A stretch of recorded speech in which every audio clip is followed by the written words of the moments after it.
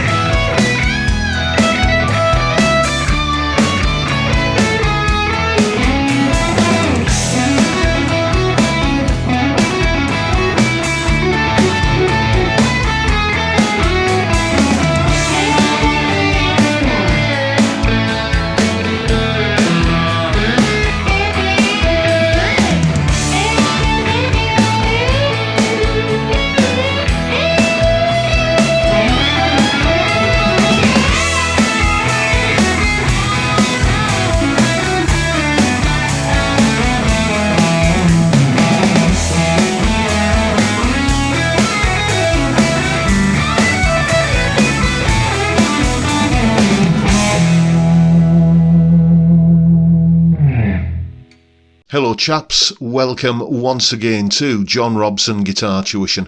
As always, I do hope you're well. That solo that you just witnessed there was me playing a bit of lead guitar using the Mixolydian mode.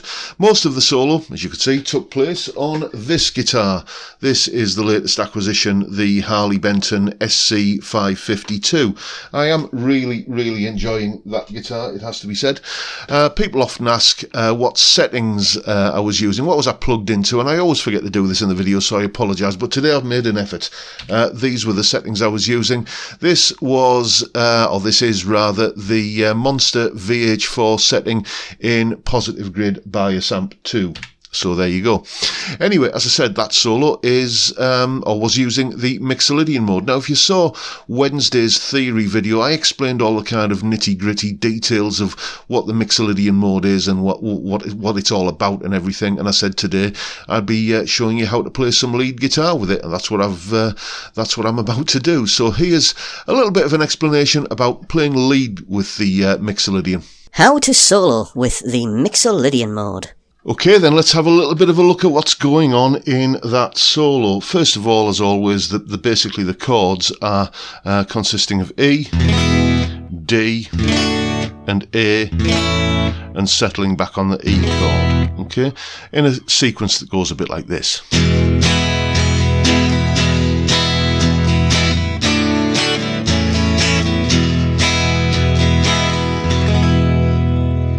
And you can hear it comes to rest beautifully on that E chord.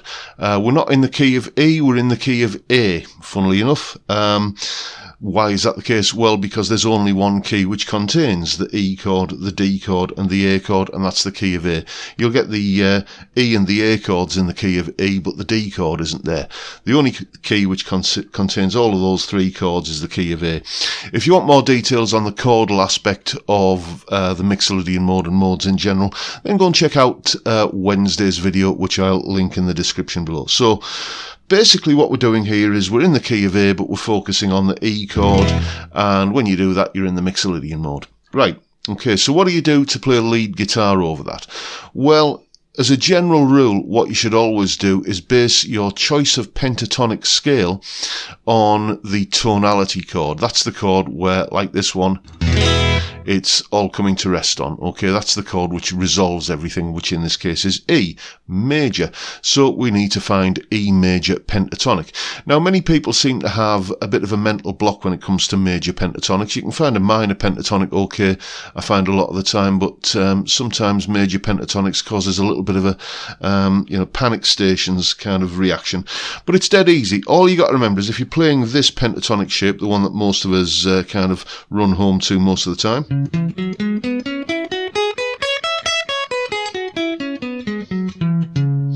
that, well, in this particular pattern, this finger tells you the minor name of the scale, and this finger tells you the major name of the scale. Pentatonics have a dual personality. Every pentatonic scale is both major and minor. And if I'm starting this scale at the 9th fret there, that's a C sharp, so this gives me C sharp minor pentatonic.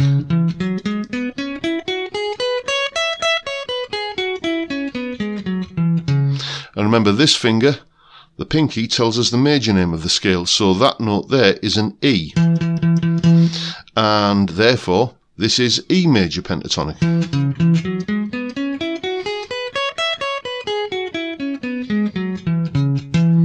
So C sharp minor pentatonic and E major pentatonic are essentially the same bunch of notes. So we've located our E major pentatonic. You could play over that chord sequence quite happily with that and it'd sound great. But there's other stuff you can do. If we look at the notes that are in the E major pentatonic, we've got an E, an F sharp, a G sharp, a B and a C sharp. Okay? But we've got an A chord in there, which obviously has an A note in it. That's not in the scale. And we've got a D chord in it, in the chord sequence, which obviously contains a D note, which isn't in the scale. So all I'm going to do now is kind of walk through this E major pentatonic again and start adding in D notes and A notes wherever I find them. So there's an E there. Then I would come down to C sharp, but hang on, I've got a D note here. So then on this string I've got a B note, then it would come down to a G sharp, but I'm going to add the A note in there. So then F sharp, and then E, and then I'd come down to C sharp here, but hold on, I've got a D note here that I can add in as well. So far.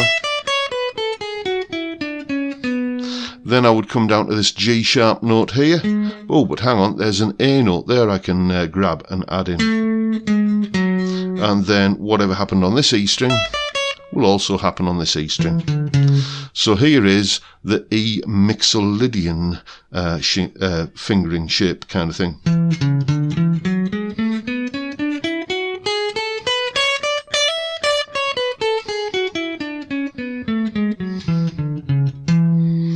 That's how you would play it. And then basically you just go through all of your other pentatonic patterns, your pentatonic boxes, and add in the A and D notes in the same way as I've done there. If you watched Wednesday's video, and if you're a Patreon supporter, you will have seen this PDF that's up on my Patreon page showing what all of those scale patterns look like when you add D's and A's into E major pentatonic. The other thing I like to do a lot of the time when I'm playing in a Mixolydian setting is it has an inherently kind of bluesy rock sort of sound. So I do like to kind of mix in a little bit of the minor pentatonic as well, most notably the minor third, the G note. You know, so let's say if I was going to play E Mixolydian in the second position,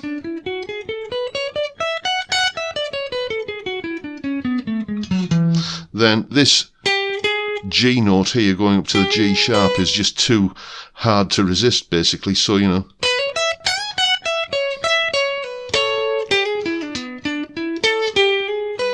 like that. That's a fairly common trait amongst many guitarists when they're playing in the Mixolydian mode. It just kind of plays up to the bluesy element of it all. So wherever you can find a G sharp in the scale pattern, like there, for example, you can add the G in a semitone below.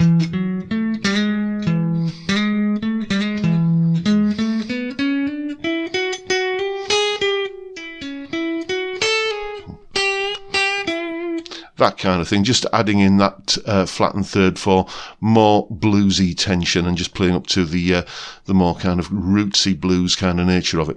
And that's really all I'm doing in the solo. There's one little fast run that I'll kind of talk you through, which is basically just this kind of hammer-on pull-off kind of thing that I like to do. Just going up from the G sharp, A, B, C sharp, D, E, like that. And then coming back down with pull-offs. And then kind of coming back to this note here, this B note. slide up into this position here. So you get that kind of thing. I'll do it slowly.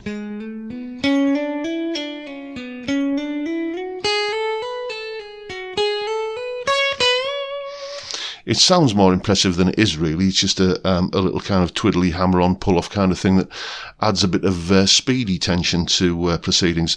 But that, all in all, is what I was doing on this Mixolydian mode solo. So take these ideas, have some fun with them, and yeah, go for it.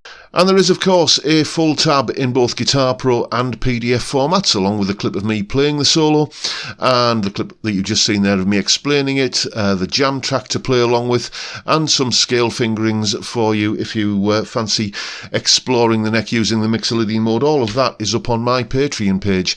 There's the address, and the link is, of course, in the description. It's only $3 a month, and you get access to all of these additional resources that go along with these little YouTube lessons that I do. Thank you so much to everybody who supports me in that way or any of the other ways, all of which are linked downstairs in the description. I am truly grateful. Thank you so much. And that is pretty much it for today, folks. I hope you've enjoyed the video and found it useful and informative and perhaps a little bit inspiring. And if that's the case, please hit the subscribe button and the notification bell if you haven't already done so. And why not give me a like while you're at it? But for now, I'll bid you all a good day and say thank you so much for watching. Thank you for your time.